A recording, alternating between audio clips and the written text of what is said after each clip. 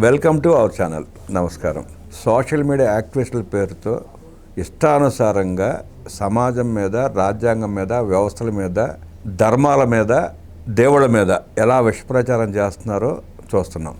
కొంతమంది యూట్యూబర్లు ద్వేషంతోనే తమ సబ్స్క్రైబర్స్ని పెంచుకొని సమాజంలో విషం నింపడానికి కూడా మనం చూస్తున్నాం. వ్యక్తిగత అన్నాలకు పాల్పడటం, వ్యవస్థలని కించపరచడం, ప్రభుత్వాలని దూషించడం కూడా చూస్తున్నాం. అలాంటి వ్యవహారాల మీద, అలాంటి యూట్యూబర్ల మీద, అలాంటి సోషల్ మీడియా యాక్టివిస్టుల మీద కఠినంగా చర్యలు తీసుకోవడానికి ఆంధ్రప్రదేశ్ ముఖ్యమంత్రి చంద్రబాబు నాయుడు గారు టాస్క్ ఫోర్స్ ఏర్పాటు చేసి కఠినమైన చర్యలు తీసుకోమంటున్నారు. ఎప్పుడూ కూడా వ్యవస్థలని, ప్రభుత్వాన్ని, వ్యక్తుల్ని ప్రశ్నించడం ఎప్పుడూ తప్పు కాదు. ఆ ప్రశ్నించడం పేరట, భావ ప్రకటన స్వేచ్ఛ పేరట వ్యక్తిగత హనానికి పాల్పడటం, దూషించటం, కుటుంబ సభ్యులను కూడా కించపరుస్తూ ఇష్టానురీతిగా మాట్లాడటం తప్పు అంటూ చంద్రబాబు నాయుడు గారు స్పష్టంగా తెలియజేస్తూ అధికారులకి స్పష్టమైన ఆదేశాలు జారీ చేశారు. కఠినమైన చట్టాలను తీసుకొచ్చి కట్టడి చేయమని చెప్తున్నారు ఆయన. ఆ టాస్క్ ఫోర్స్ని, కఠిన చట్టాలని యువత, సోషల్ మీడియా యాక్టివిస్టులు, ప్రజలు ఎలా స్వీకరించే పరిస్థితి ఉంది, యువత ఏమనుకుంటా ఉంది, సోషల్ యాక్టివిస్టులు ఎలా స్పందిస్తున్నారు తెలుసుకునే ప్రయత్నం చేద్దాం. విశ్లేషణ నాకు మనతో పాటు ఉన్నాడు సోషల్ యాక్టివిస్ట్ శశికుమార్. ఆయన అడిగి మరిన్ని విశేషాలు తెలుసుకుందాం. నమస్తే శశి. నమస్తే అండి. సోషల్ మీడియా యాక్టివిటీస్ మీద చంద్రబాబు నాయుడు గారు కఠినమైన నిర్ణయాలు తీసుకున్నారు. టాస్క్ ఫోర్స్ ఏర్పాటు చేసి కఠినమైన చట్టాలను అమలు చేసి అలా వ్యక్తిగత అన్నాలకు పాల్పడే వాళ్ళని కఠినంగా శిక్షించమని చెప్పి ఆయన ఆదేశాలు జారీ చేశారు. దాన్ని ఎలా స్వీకరిస్తున్నారు? ఒకటండి, సమాజంలో ఒక మంచి మార్పుకి ఇది పునాదిగా భావిస్తున్నా. ఈరోజు చంద్రబాబు నాయుడు గారు ప్రశ్నించవద్దు అని చెప్పటం లేదు. ప్రభుత్వంలో కానీ ఎక్కడైనా వ్యవస్థలో కానీ తప్పులు జరిగితే వ్యూహాత్మకంగా, నిర్మాణాత్మకంగా ఎత్తి చూపించండి, సరిదిద్దుకుంటామని చెప్తూనే ఆ ఎత్తి చూపిన అంశాలను చాలా సరిదిద్దుకుంటూ ముందుకెళ్తాం. అంతేగాని సోషల్ మీడియాని ఒక బూచిగా చూపించి మతాల మధ్య చిచ్చులు పెడతాం, ఇంట్లో ఆడవాళ్ళ గురించి తప్పులుగా మాట్లాడతాం, క్యారెక్టర్ అసాసినేషన్లు చేస్తాం, బాడీ షేమింగ్ చేస్తాం. మేము ఎవరిని పడితే ఎలా మాకు దేవుడు నోరిచ్చాడు, మాకు నాలుక నరం లేదు కదా అని చెప్పి మేము ఎవరిని పడితే వాళ్ళ బూతులు తిడతాం, మతాలను తిడతాం, కులాలను తిడతాం, మేము ఎవరిని పట్టినా తిడతాం, మా నోరికి అడ్డు అదుపు లేదు అనుకుంటామంటే మాత్రం అలాంటి వాళ్ళకి తాట తీస్తాం. అలాంటి వాళ్ళని చట్ట ప్రకారంగా శిక్షించి న్యాయస్థానాల్లో నిలబెట్టి అలాంటి వాళ్ళకి ఎలాంటి శిక్షలు ఇవ్వాలో అలాంటి శిక్షలు వేపించే బాధ్యత ప్రభుత్వం తీసుకుంటుందని చెప్పారు. ఎందుకంటే ఇది కరెక్ట్గా నేను ఖచ్చితంగా ఒక యూత్గా నేను యాక్సెప్ట్ చేస్తున్నా. ఎందుకంటే సోషల్ మీడియాని ప్రాపర్గా యూటిలైజ్ చేసుకుంటే మనం నాలెడ్జ్ గెయిన్ చేసుకోవచ్చు. అదేవిధంగా మనం ఒక 10 మందికి మనం ఒక ఇన్ఫర్మేషన్ ఈజీగా షేర్ చేయడానికి కావచ్చు, మనం సొసైటీని ఎడ్యుకేట్ చేయడానికి సోషల్ మీడియా అనేది యూజ్ అవుతుంది. ఈరోజు నేను ఒక యూతే అండి, మేము చదువుకునే రోజుల్లో ఫేస్బుక్ని వాడేది, ఇన్స్టాని వాడేది, ఎక్స్ని వాడేది, అదేవిధంగా లింక్డ్ఇన్ వాడేది. నేను వ్యక్తిగతంగా నేను చెప్తాను. ఇప్పుడు నువ్వు ఇన్స్టాగ్రామ్ అంటే అందరూ ఏమని అనుకుంటారండి, ఏదో టైంపాస్ రీల్స్ అనుకుంటారు. Not a timepass reels. ఇన్స్టాగ్రామ్లో ఎంతోమంది గొప్ప గొప్ప వాళ్ళు, అంటే మంచి ప్రొఫెసర్స్, కొన్ని పెద్ద పెద్ద ఇన్స్టిట్యూషన్స్ వాళ్ళు ఏం చేస్తారు, మంచి ఒక సబ్జెక్ట్ నేర్చుకోవాలి. ఇప్పుడు నేను ఒక లాంగ్వేజ్ నేర్చుకోవాలి, దానిపైన ఈజీ యాక్సెస్లో వాళ్ళు సబ్జెక్ట్ని వాళ్ళు రీల్స్ చేసి పెడతారు. అది నేను ఉపయోగించుకుంటే నేను ఒక లాంగ్వేజ్ ఏదైనా ఈజీగా నేర్చుకోవచ్చు.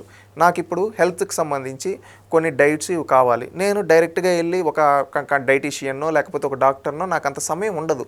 అలాంటప్పుడు నేను బస్లోనో లేకపోతే బండిలోనో వెళ్ళే వచ్చేటప్పుడు నేను రీల్స్ చూసుకునేటప్పుడు ఆ టైప్ ఆఫ్ రీల్స్ నేను చూసుకోగలిగితే దాన్ని వాళ్ళు ఇచ్చే ఏవైతే ఇన్ఫర్మేషన్ ఉంటుందో ఆ ఇన్ఫర్మేషన్ యూజ్ చేసుకొని నేను ట్రాన్స్ఫర్మేషన్ అవ్వచ్చు. ఇప్పుడు యోగాకి సంబంధించి కావచ్చు, మళ్ళీ అదేవిధంగా మనం ఏదన్నా ఒక హిస్టరీ తెలుసుకోవాలన్నా కొంతమంది హిస్టరీ గురించి చెప్పే వాళ్ళు ఉంటారు. చాలామంది పాత వ్యక్తులు, అంటే పెద్ద వ్యక్తులు, అలాంటి దాని గురించి ఆ సబ్జెక్ట్ గురించి అక్కడ తెలుసుకోవచ్చు. ఇప్పుడు ఇండియన్ పొలిటికల్ సిస్టంలో వేరియస్ స్టేట్స్లో ఎలా ఉంటాయి పొలిటికల్ సిచ్యువేషన్స్ ముందు నుంచి అని చెప్పేవాళ్ళు కొంతమంది ఉంటారు. సివిల్స్కి ప్రిపేర్ అయ్యే వాళ్ళ కోసం హిస్టరీ, జాబ్కి ఇప్పుడు కోడింగ్ ఇలాంటి రిలేటెడ్ వాళ్ళవి అవన్నీ ఉంటాయి. ఇవన్నీ ఏంటంటే మనం మొబైల్లో, సోషల్ మీడియాలో దొరుకుతాయి. వంటలు ఉంటాయి, వ్యవసాయం ప్రతి ఒక్కటి ఉంటాయి. ఈ అన్ని రంగాలు ఉంటాయి. ఎవరు ఎలా ఉపయోగించుకుంటున్నారనే దానిపైన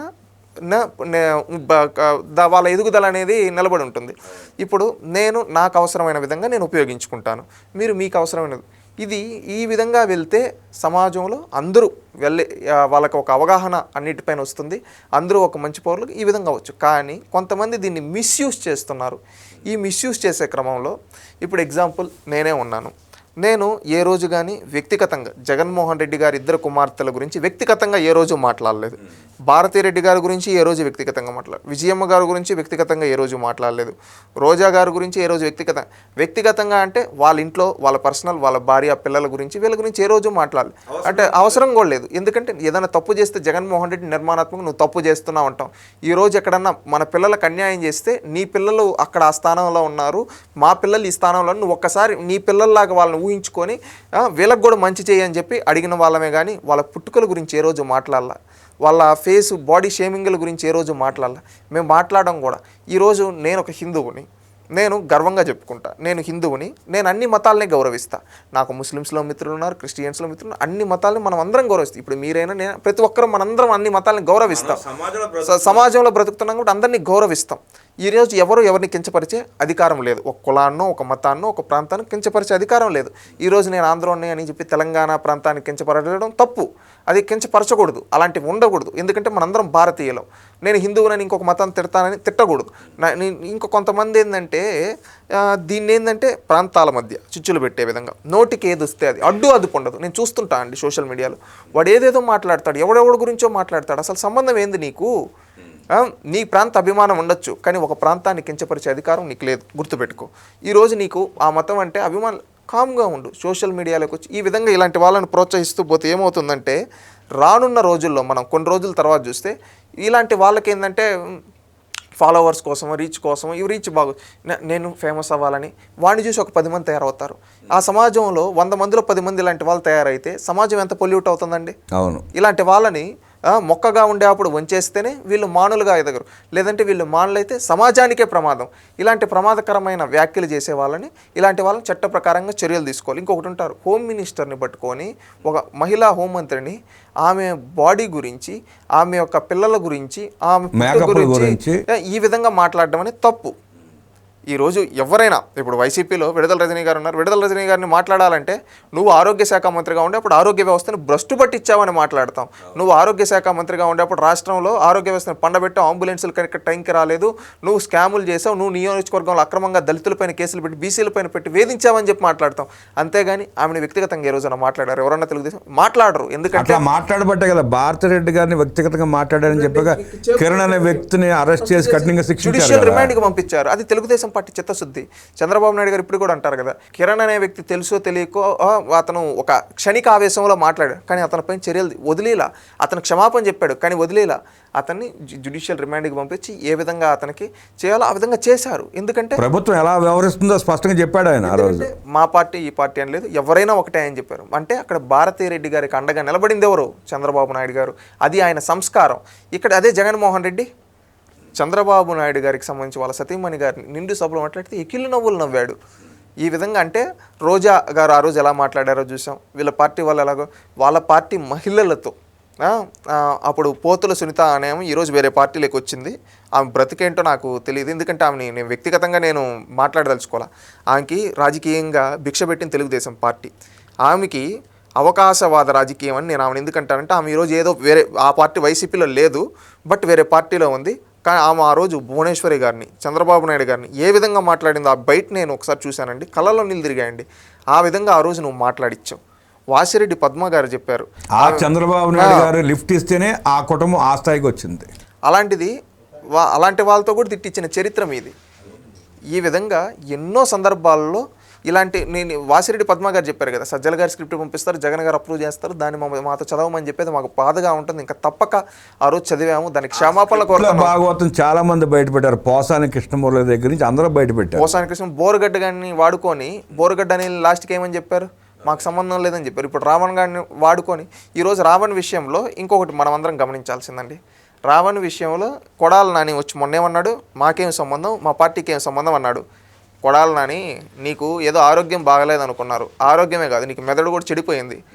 మీ పార్టీ లీగల్ సెల్ అధ్యక్షుడు పొన్నవోలు సుధాకర్ రెడ్డి సపోర్ట్ ఇస్తూ ఉన్నాడు. జగన్మోహన్ రెడ్డి ఆదేశాలతో రావణ్కి సపోర్ట్గా వెళ్ళి వాదిస్తూ ఉన్నాడు. అది జగన్మోహన్ రెడ్డి చరిత్ర. ఇంకొకటి, మీ పార్టీ గుంటూరు జిల్లా శాఖ అధ్యక్షుడు అంబట్ రాంబాబు, మీ పార్టీ ఫైర్ బ్రాండ్ అంటారు కదా, ఆ ఫైర్ బ్రాండ్ వెళ్ళి రావణుడే గెలుస్తాడు అని చెప్తూ ఉన్నారు. అంటే వీళ్ళు సోషల్ మీడియాని వాడుకొని ఏ విధంగా వీళ్ళు ఇది చేస్తున్నారో చూడండి. ఇలాంటి వాళ్ళని కఠినంగా శిక్షించాలి కదండి. ఎందుకంటే ఈరోజు సోషల్ మీడియా ఉందని చెప్పి ఇప్పుడు రాక్షసులను కూడా దేవుళ్ళుగా చూపిస్తూ దేవతల్ని కించపరిచే విధంగా అవమానిస్తే, చరిత్రను వక్రీకరించే ఇలాంటి వ్యక్తుల్ని నిన్న అతను అంటున్నాడు రావణుడే గెలవాలి అంటే రాముడు ఓడిపోవాలనా? నీ వ్యాఖ్యలు ఇలాంటివి ఇవన్నీ సోషల్ మీడియాలో వాడుకొని ఇలాంటివి చూస్తూ ఉన్నారంటే ఇలాంటి వాళ్ళని మనం ఏం చేయాలి? కఠినంగా శిక్షించాలి. ఈరోజు చంద్రబాబు నాయుడు గారు తీసుకున్న డిసిషన్ రైట్ డెసిషన్. ఇది ఏ పార్టీ అయినా సమాజంలో ఉండే ప్రతి ఒక్కరూ యాక్సెప్ట్ చేయాలి. ఎందుకంటే మంచి కంటెంట్ చేసేవాళ్ళు, మంచిగా కరెక్ట్ మార్గంలో వెళ్ళే వాళ్ళకి ఎవ్వరికి దీనివల్ల ప్రాబ్లం లేదు.